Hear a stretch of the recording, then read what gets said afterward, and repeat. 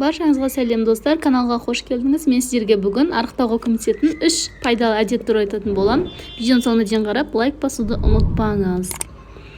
Әр адам аса күш салмай арықтағысы келеді. Алайда дұрыс тамақтанбай және арнайы жаттығулар жасамай, мысалы 7-8 кг салмақтаса мүмкін емес. Дегенмен, кей әдеттер дененің жалпы тонусын жақсартуға, сымбаттырақ болуға, артық тамақтанбауға көмектеседі. Тамақтану кезінде алаңдататын нәрселердің бәрін алып тастаңыз.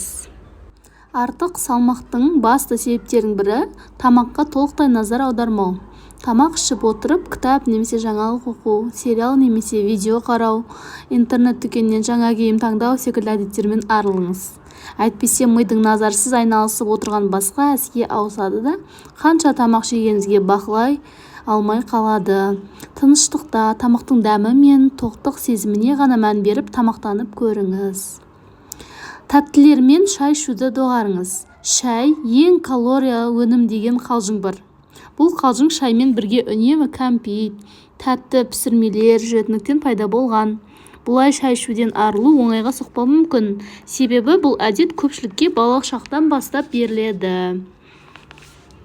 Ештеңесіз шай ішуді үйренуге біраз уақыт кетеді, алайда ол мүмкін нәрсе.